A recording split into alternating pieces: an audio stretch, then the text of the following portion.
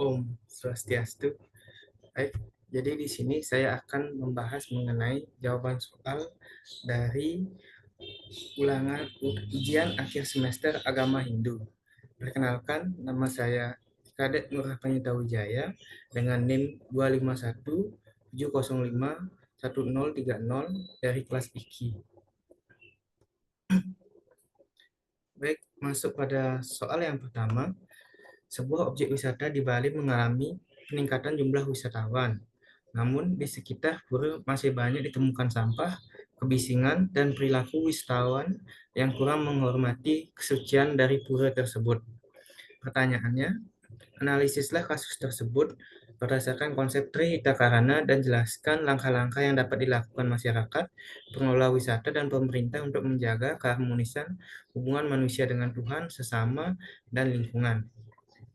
Baik, dari soal ini kita bisa mengetahui bahwa wisatawan ini masih kurang mengetahui ataupun kurang mendapatkan informasi terkait bagaimana tingkah laku ataupun tata krama ketika masuk ke dalam pura. Di mana seperti yang kita tahu bahwa dengan adanya konsep Tritakarana, Parahyangan, Pawongan, dan Palemahan, ini akan sangat membantu di dalam pura tersebut. Di mana dari yang pertama, Parahyangannya, ini akan dari hubungan manusia dengan Tuhan, di mana kita sebagai manusia harus bisa menghormati umat lain ketika melakukan upacara seperti sembahyang dan lain sebagainya. Selain itu juga kita sebagai wisatawan harus bisa memberitahu bagaimana ataupun tata krama cara berpakaian, tidak berpakaian seksi, dan menjaga ketenangan ketika masih saat ada persembahyangan di dalam pura tersebut.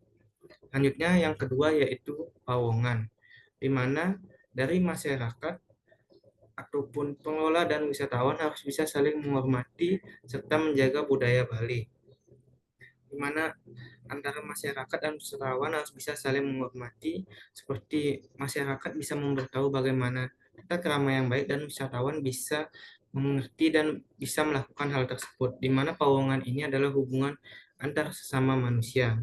Jadi kita sebagai sesama manusia bisa saling mengerti dan saling menghargai umat beragama yang sedang melakukan persembahyangan. Selanjutnya yang ketiga yaitu palemahan, di mana palemahan ini hubungan manusia dengan lingkungannya.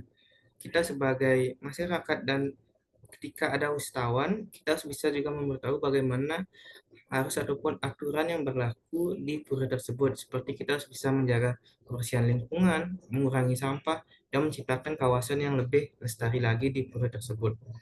Selanjutnya untuk upaya dari sisi masyarakatnya, masyarakat bisa memberikan edukasi kepada wisatawan terkait bagaimana tata krama, aturan yang berlaku di pura tersebut, dan di mana edukasi tersebut tidak hanya memberikan ceramah, tetapi juga memberikan dampak langsung ataupun uh, kegiatan kita yang kita lakukan harus sesuai dengan apa yang kita bicarakan, sehingga wisatawan tersebut akan lebih bisa menghormati apa yang kita beritahu. Selanjutnya dari sisi pengelola wisata bisa menyediakan fasilitas kebersihan seperti tempat sampah yang lebih banyak dan bisa membantu edukasi terkait dengan bagaimana tata krama di pura tersebut, sehingga wisatawan akan lebih nyaman ketika berada di pura tersebut. Selanjutnya yang ketiga yaitu dari sisi pemerintah, di mana pemerintah harus bisa memberikan aturan yang tegas dan bisa memberikan sanksi agar ketika ada seseorang yang melanggar aturan, sehingga orang tersebut akan diberikan sanksi dan tidak akan melakukannya lagi. Di mana tujuannya untuk mewujudkan pariwisata yang berkelanjutan tanpa mengurangi kesucian dan kelestarian di dalam pura tersebut. Baik, selanjutnya soal yang nomor 2 yaitu terkait dengan seorang mahasiswa rutin mengucapkan mantra panjasembah, tapi ia tidak memahami bagaimana makna dari setiap mantra dan hanya menghafalkannya. Pertanyaannya, bagaimana menurut Anda, apakah sembahyang tersebut sudah mencerminkan tujuan pancasembah? Jelaskan pentingnya memahami makna mantra dalam meningkatkan kualitas bakti kepada ide Sang Hyang Widiwasa. Baik, di sini kan ada seorang mahasiswa yang hanya mengucapkan mantra tanpa memahami bagaimana makna dari setiap mantra yang dia ucapkan. Dimana seperti yang kita tahu bahwa ketika kita menghafalkan mantra saja, ini belum mencerminkan tujuan dari kita melakukan pancasembah tersebut. Dimana seperti yang kita tahu bahwa ketika kita memahami makna dari mantra tersebut, ini akan membuat sembahyang kita lebih khusyuk dan penuh bakti. Karena ketika kita tahu bahwa mantra yang kita ucapkan itu ternyata memiliki makna yang lebih mendalam, tanpa kita ketahui bahwa itu akan membantu kita lebih khusyuk dan penuh bakti. Di mana setiap mantra yang kita tahu itu akan mengandung seperti doa penyucian diri, rasa syukur, permohonan kepada ide Sang Yang Widi Wasa seperti untuk keselamatan, kesehatan, dan lain sebagainya. Sehingga ketika kita mengucapkan mantra dan memahami mantra tersebut, kita akan mendapatkan pemahaman yang menumbuhkan ketenangan batin dan mendorong perilaku yang lebih baik lagi ketika melakukan persembahyangan. Jadi, uh, ketika kita sudah mengetahui bagaimana maknanya dari pancasembah tersebut, jadi kita tidak hanya mengucapkannya sebagai rutinitas, tapi kita sudah bisa benar-benar mendalami dan mengerti apa makna-makna dari setiap mantra-mantra dari pancasembah tersebut. Sehingga sembahyang yang kita lakukan itu akan lebih bermakna, bukan hanya sekedar menghafalkannya saja. Selanjutnya soal yang nomor 3. Dalam sebuah keluarga, orang tua selalu mengajak anaknya melakukan persembahyangan bersama. Namun, anak tersebut lebih memilih bermain dengan gawai selama persembahyangan berlangsung. Pertanyaannya, analisis penyebab perilaku tersebut dan berikan solusi berdasarkan nilai-nilai Trita Karana dan pemahaman terhadap mantra Pancasembah. Baik, seperti yang kita tahu bahwa kebanyakan anak-anak zaman sekarang itu lebih mementingkan gawainya dibandingkan dengan persembahyangan. Yang mana seperti yang kita tahu bahwa ketika menggunakan gawai secara berlebihan, ini akan membuat anak kurang fokus saat persembahyangan ataupun sama sekali tidak ingin mengikuti persembahyangan karena sudah kecanduan dari gawai ataupun gadget tersebut. Sehingga ini perlu bantuan orang tua ataupun solusinya adanya pemahaman dari orang tua tentang makna persembahyangan dan makna dari mantra Pancasembah. Makna dari persembahyangan tersebut maksudnya adalah lebih mengedepankan nilai-nilai Trita Karana, di mana seperti yang pertama parahyangan, yaitu hubungan manusia dengan Tuhan. Ketika kita tidak khusyuk ataupun tidak melakukan persembahyangan secara benar, ini akan mengurangi rasa bakti kita terhadap ide Sang Yang Widi Wasa, sehingga ini akan mengurangi ataupun bisa memberikan dampak yang negatif bagi kita ataupun sebagai anak tersebut yang hanya bermain gadget saja. Selanjutnya yang kedua yaitu dari sisi pawongannya, hubungan antar sesama manusia, di mana ini akan bisa mengganggu hubungan yang kurang baik karena orang tua dan anaknya saling tidak menghargai ataupun anaknya yang kurang bisa menghargai orang tuanya karena orang tua sedang mengajak anaknya untuk mengikut beribadah. Selanjutnya dari sisi pelemahannya mungkin tidak akan terlalu bermasalah. Jadi dari kita sebagai orang tua harus bisa memberikan upaya ataupun memberikan teladan ataupun contoh yang baik kepada anak kita. Mungkin dari sisi orang tua sudah melakukan contoh yang baik karena orang tua tetap melakukan persembahyangan, anaknya tidak melakukan persembahyangan. Namun dari sisi orang tua kurang membatasi penggunaan gawai kepada anak tersebut, sehingga ini akan menimbulkan kecanduan yang terlalu serius kepada anak tersebut, sehingga ini akan bisa mengganggu waktu sembahyang, waktu belajar, dan lain sebagainya. Jadi sebagai orang tua kita harus bisa membatasi anak ketika bermain gadget. Ada waktunya ketika ingin bermain gadget seperti itu. Baik, selanjutnya soal nomor 4. Di sebuah perguruan tinggi, mahasiswa dari berbagai agama bekerja sama menyelenggarakan kegiatan bakti sosial. Namun, muncul kelompok yang menolak bekerja sama karena perbedaan keyakinan. Jelaskan bagaimana konsep pluralisme dan ajaran Wasudewa Kutumbaka dapat menjadi solusi dalam membangun kehidupan yang lebih harmonis di lingkungan kampus. Baik, di sini kita mengetahui bahwa adanya perbedaan keyakinan ataupun perbedaan agama ini akan menimbulkan berbagai konflik yang akan sangat mengganggu di kehidupan kita. Seperti yang kita tahu dengan adanya konsep pluralisme dan toleransi ini akan menghilangkan eh, perbedaan agama ini bukan sebagai penghalang lagi, tapi perbedaan ini akan bisa digunakan sebagai untuk kerjasama dalam kegiatan sosial dalam masyarakat tersebut. Dengan adanya konsep pluralisme, yaitu menghargai perbedaan dan hidup berdampingan secara damai, ini akan membantu kita ketika ingin melakukan kerjasama dengan pihak luar ataupun sesama teman kita. Ini akan sangat membantu menyelesaikan masalah secara lebih cepat. Selanjutnya ada Wasudewa Kutumbaka, ini artinya seluruh umat manusia adalah satu keluarga.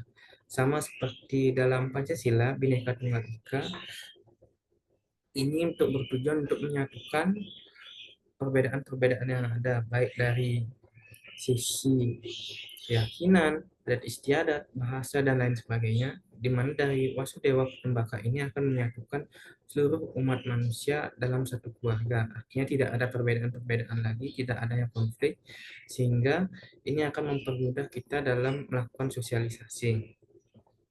Di mana ketika kita bisa menerapkan konsep pluralisme dan Wasudewa Kutumbaka, ini akan mewujudkan lingkungan kampus yang lebih harmonis, toleran, dan saling menghargai perbedaan yang ada. Selanjutnya soal nomor 5, seorang aparatur sipil negara menolak memberikan pelayanan kepada masyarakat tertentu karena perbedaan agama. Analisis tindakan tersebut berdasarkan konsep dharma negara serta nilai-nilai Pancasila dan ajaran Hindu. Baik, seorang aparatur negara ataupun ASN seperti yang kita tahu bahwa seorang ASN ini wajib melayani seluruh masyarakat secara adil tanpa adanya diskriminasi baik dari sisi adatnya, ada sisi kulitnya, ataupun dari keyakinan yang berbeda, sehingga ASN ini wajib melayani seluruh masyarakat tanpa memandang bulu. Selanjutnya ada konsep dengan adanya Dharma Negara, yaitu menjalankan tugas dengan jujur, adil, dan mengutamakan kepentingan masyarakat, di mana ASN ini kurang bisa memahami ataupun kurang bisa menerapkan dari Dharma Negara ini. Mungkin karena kurangnya pemahaman ataupun kurangnya pendidikan, sehingga aparatur sipil ini lebih mengedepankan egonya dibandingkan Dharma Negara tersebut. Di mana AS ini menolak pelayanan karena perbedaan agama bertentangan dengan uh, Dharma Negara dan Pancasila, di mana dalam Pancasila itu dari sila ke-1 yaitu ketuhanan yang Maha Esa sangat mengedepankan tentang saling menghormati perbedaan yang ada di Indonesia seperti perbedaan agama seperti itu, sehingga ASN ini masih kurang juga memahami bagaimana nilai-nilai yang seharusnya didepankan mengenai nilai-nilai Pancasila dan Dharma Negara tersebut. Mungkin dalam ajaran agama Hindu semua manusia memiliki kedudukan yang sama di hadapan Ida Sang Hyang Widi, tapi mungkin di hadapan Ida Sang Hyang Widi memang memiliki kedudukan yang sama, tapi dari sisi tingkatan ataupun derajat, mungkin ASN itu lebih dipandang ataupun lain sebagainya. Sehingga seorang ASN ini ketika melayani umat yang berbeda agama, merasa dirinya lebih tinggi dan memiliki ego. Sehingga dengan adanya konsep Dharma Negara dan nilai-nilai Pancasila, ini akan bisa membantu memberikan pemahaman lebih mendalam lagi terkait seseorang itu, sehingga bisa mewujudkan pelayanan publik yang lebih profesional, adil, dan menjaga kepercayaan masyarakat sekitar. Baik, soal nomor 6 itu di media sosial beredar unggahan yang menghina simbol agama tertentu sehingga menimbulkan konflik di masyarakat. Bagaimana seharusnya umat Hindu menyikapi peristiwa tersebut berdasarkan nilai pluralisme, dharma, dan etika bermedia sosial? Baik, seperti yang kita tahu bahwa masih banyak ada unggahan-unggahan yang menghina, saling menghina simbol agama, baik agama Hindu, Islam, Kristen, dan agama lainnya. Dan bagaimana etika kita ketika bermedia sosial? Baik, yang pertama kita harus bisa memahami kita tidak harus mudah terpancing dengan adanya hal-hal ataupun simbol-simbol yang menghina agama kita sendiri. Ataupun kita tidak boleh membalas hal tersebut, kita membalas ke agama mereka.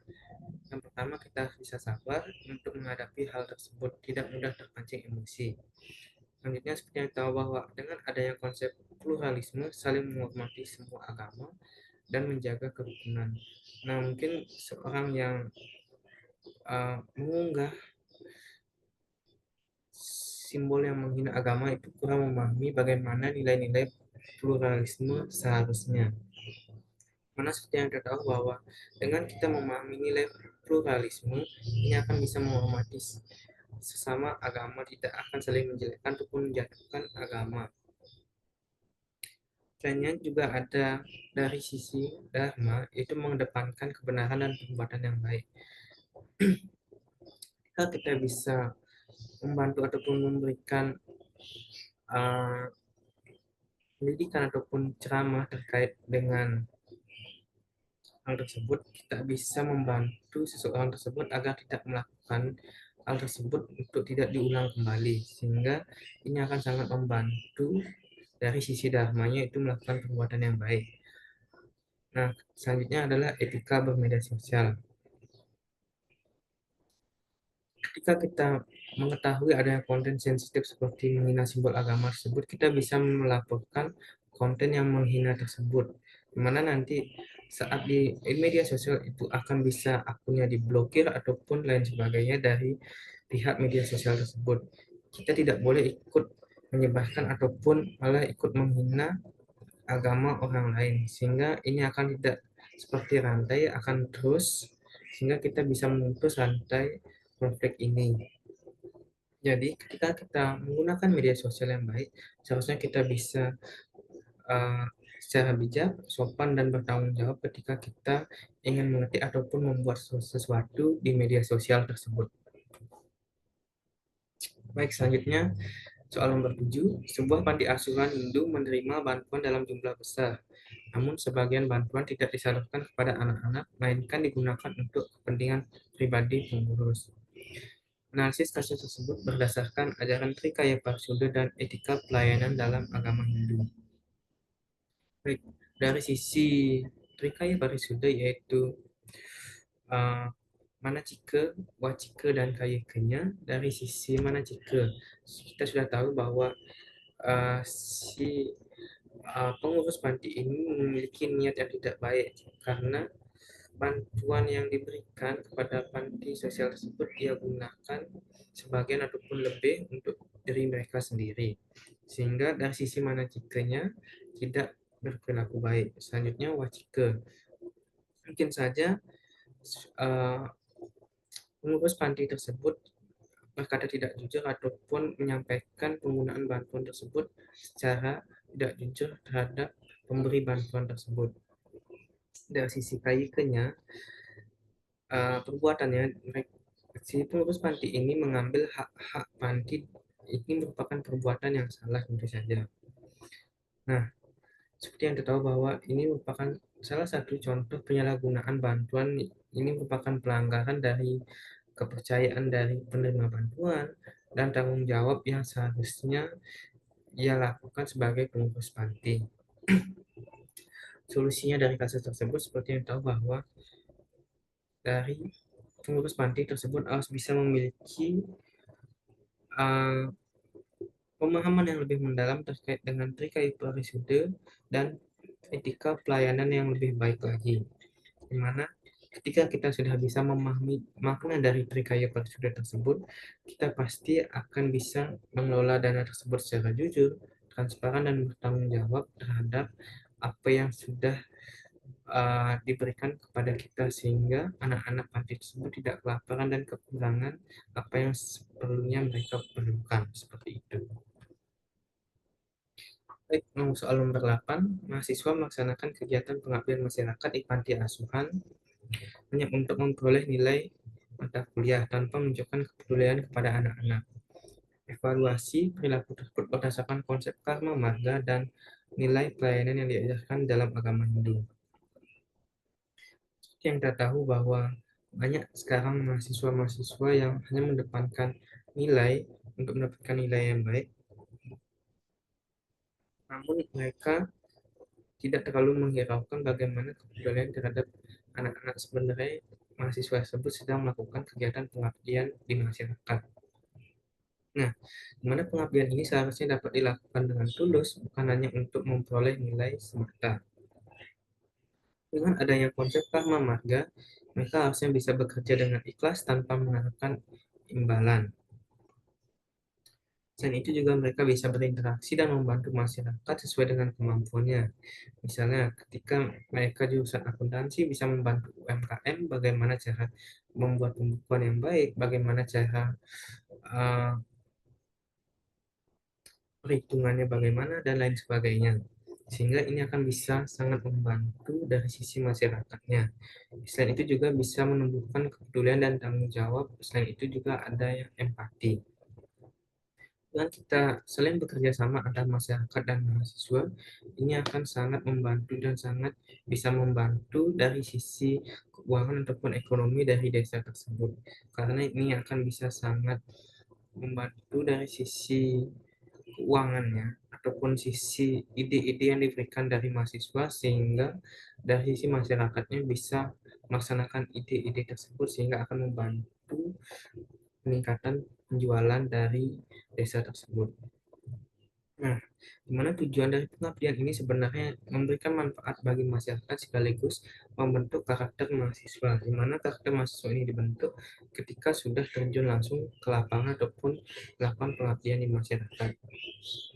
Namun, karena mahasiswa sekarang hanya mengedepankan ataupun mementingkan nilai, sehingga sekarang masih banyak mahasiswa yang kurang memahami bagaimana sesungguhnya kegiatan pengabdian masyarakat tersebut, sehingga perlu adanya konsep karma marga dan nilai pelayanan yang lebih dikedepankan dari mahasiswa tersebut, bukan hanya soal nilai saja seperti itu.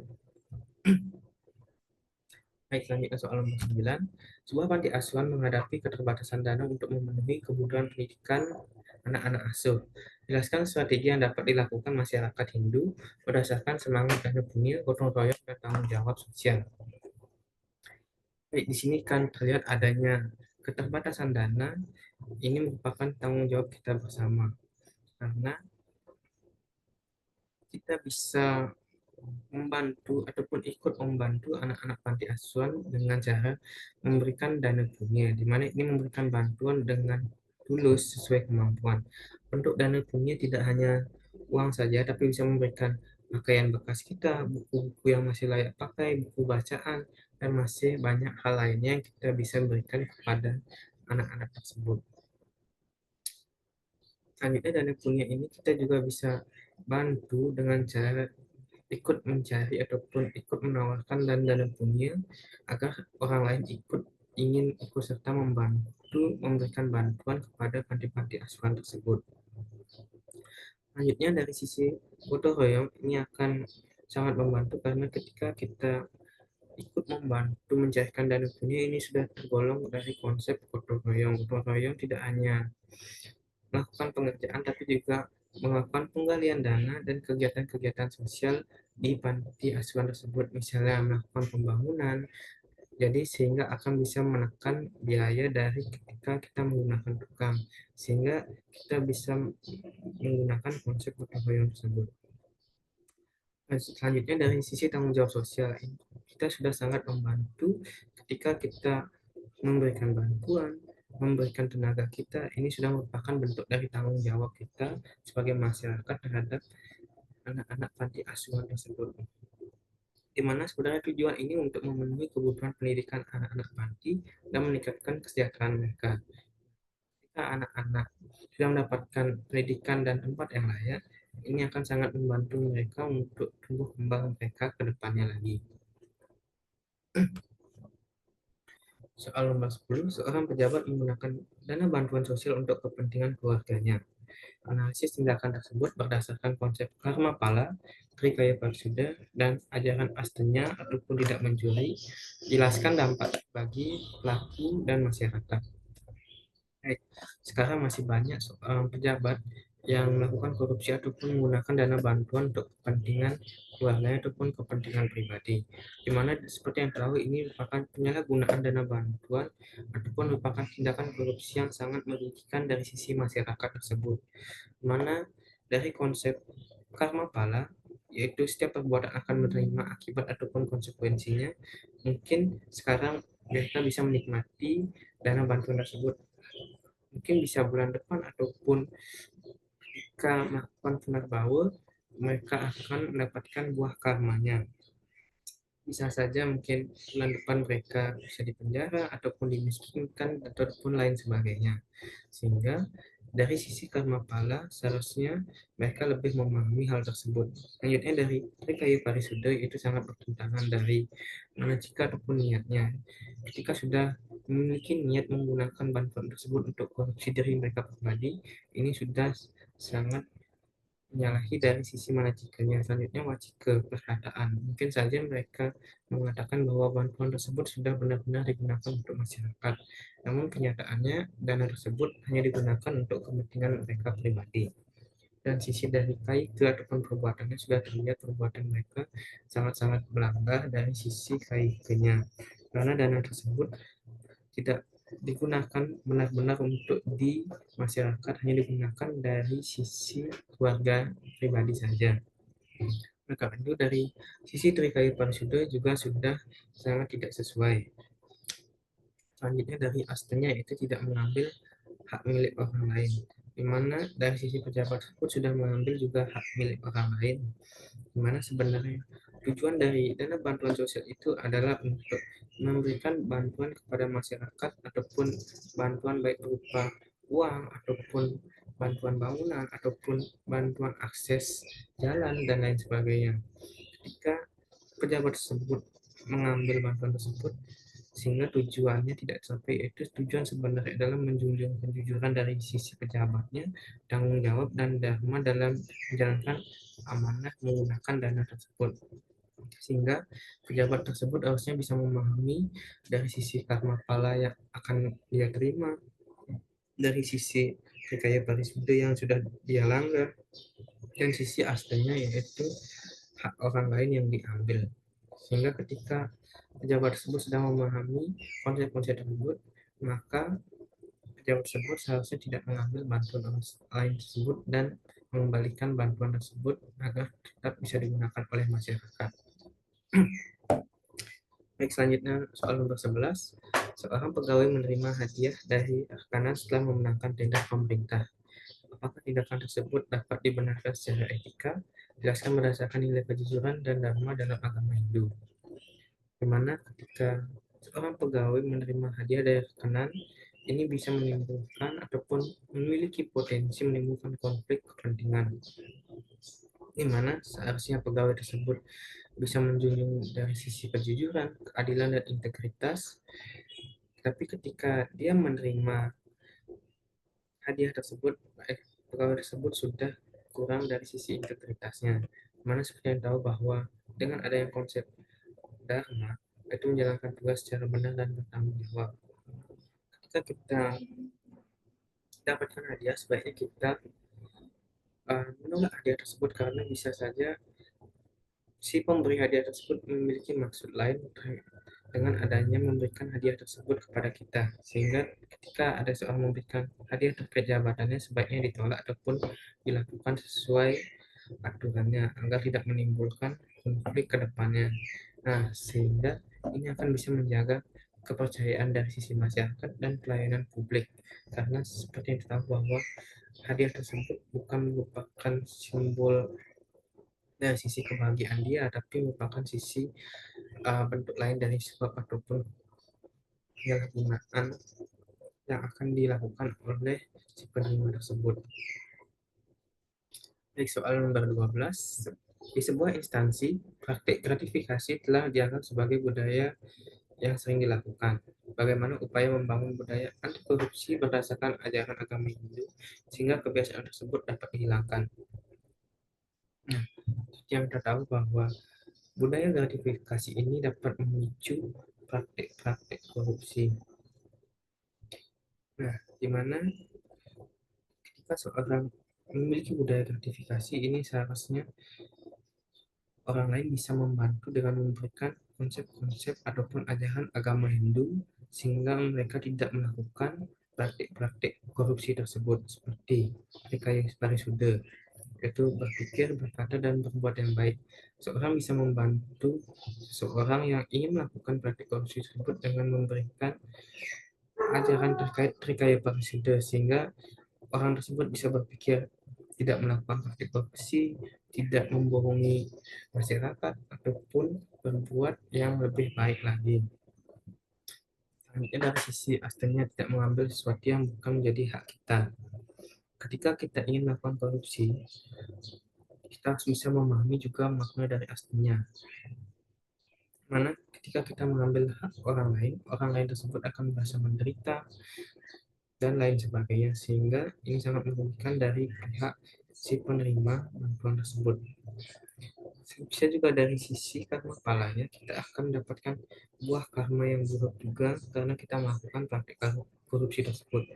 Nah, dengan kita bisa membangun budaya anti korupsi melalui pendidikan karakter, teladanan, dan pengawasan yang lebih baik lagi, ini bisa mewujudkan dari sisi lingkungan kerja yang lebih jujur, integritas, dan bebas dari korupsi.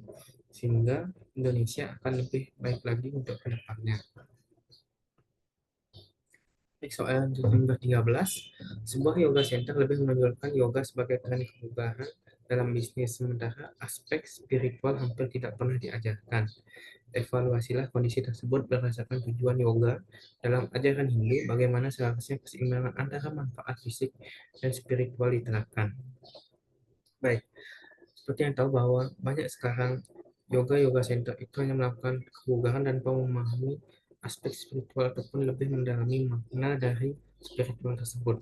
Jadi, yoga itu menurut saya bukan hanya olahraga saja, tetapi juga latihan dari mental dan spiritualnya, tidak hanya latihan fisik saja. Dimana dari tujuan yoga tersendiri itu mencapai keseimbangan tubuh, pikiran, dan jiwa kita saling menyatu. Nah, dimana sekarang banyak yoga-yoga center tersebut kurang mengenalkan filosofi yoga, meditasi, dan teknik pernapasan yang baik. Jadi yoga-yoga center itu hanya lebih mengedepankan olahraga ya terkait dengan latihan fisiknya tanpa memahami dari sisi filosofinya tersendiri. Dimana seharusnya ketika adanya yoga center ini bisa menanamkan nilai-nilai etika seperti pengendalian diri, pengendalian hidup, sehingga orang yang melakukan yoga tersebut memiliki ketenangan yang lebih tenang lagi dari sisi pikiran dan jiwanya, tidak hanya dari sisi keseimbangan fisiknya saja. Nah, sehingga dengan kita bisa mengkombinasikan kedua hal tersebut, ini bisa mewujudkan kesehatan fisik sekaligus ketenangan batin dan spiritual kita. Selanjutnya, 14, seorang mahasiswa mengikuti latihan yoga secara rutin. Setelah beberapa bulan, ia menjadi lebih tenang, sabar, dan mampu mengendalikan emosinya. Analisis perubahan tersebut berdasarkan konsep Raja Marga, pengendalian diri, dan tujuan yoga dalam agama Hindu. Nah, seperti yang tahu bahwa yoga ini memberikan manfaat dari sisi fisik, mental, dan spiritual. Selanjutnya dari Raja Marga ini bisa melatih pikiran kita agar lebih tenang dan lebih terkendali. Ya, jadi ketika kita melakukan yoga ini, pikiran kita harus tenang, tidak memikirkan apapun, di mana ketika melakukan hal ini merupakan hal yang cukup sulit dilakukan karena kita tahu bahwa manusia banyak memikirkan hal-hal yang sangat diperlukan dalam hidup, tapi kita lebih melupakan ataupun selalu mementingkan hal duniawi tanpa mementingkan kedepannya baik seperti apa. Selanjutnya dari sisi latihan pernapasan dan meditasi ini bisa membantu mengendalikan emosi kita. Ketika kita memiliki pengendalian emosi yang baik, kita tidak akan mudah marah, tidak mudah tersinggung dengan perkataan orang lain, dan lain sebagainya. Ini akan sangat membantu kita di kehidupan sehari-hari.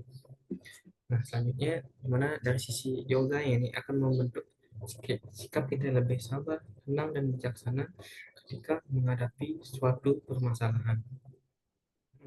Dari sisi mahasiswa tersebut, dia sudah mencapai keseimbangan hidup dan meningkatkan kualitas dirinya menjadi lebih baik dari sebelumnya. Baik, soal yang terakhir, pemerintah daerah berencana membangun sebuah yoga center yang juga difungsikan sebagai pusat edukasi budaya dan spiritual untuk masyarakat serta wisatawan.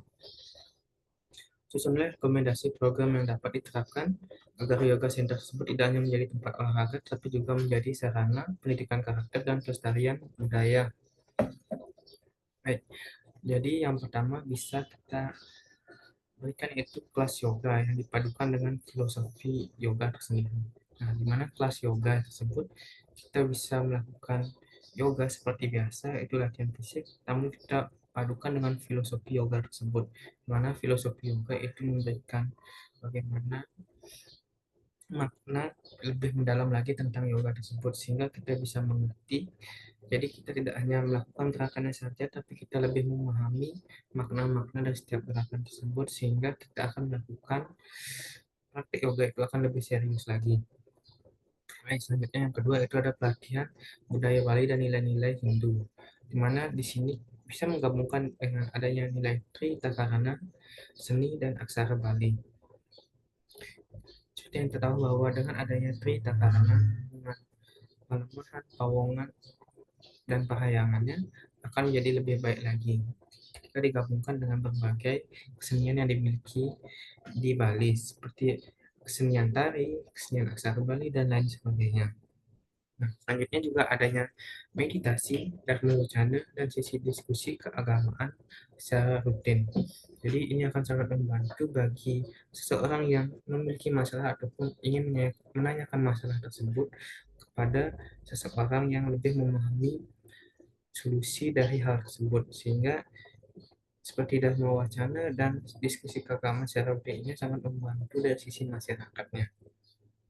Selanjutnya yang keempat bisa dari kegiatan sosial dan pelestarian lingkungan, di mana kita bisa melakukan bakti sosial, bersih-bersih di pura, menanam pohon, membersihkan lingkungan, dan berbagai kegiatan sosial lainnya. Di mana ini akan sangat sangat membantu ataupun sangat sesuai dengan konsep cerita karena dari sisi pelemahannya hubungan manusia dengan lingkungan. Ketika kita melakukan kegiatan sosialisasi dan pelestarian lingkungan, ini akan sangat membantu. Nah, dengan menerapkan beberapa program tersebut, ini akan menjadikan pusat kesehatan, edukasi budaya, dan penguatan spiritual, di mana pemerintah bisa melaksanakan program tersebut, namun juga bisa terlebih dahulu menyusun strategi ataupun rancangan yang lebih baik lagi untuk kedepannya. Baik, sekian presentasi dari saya. Terima kasih. Om Santi Santi Santi.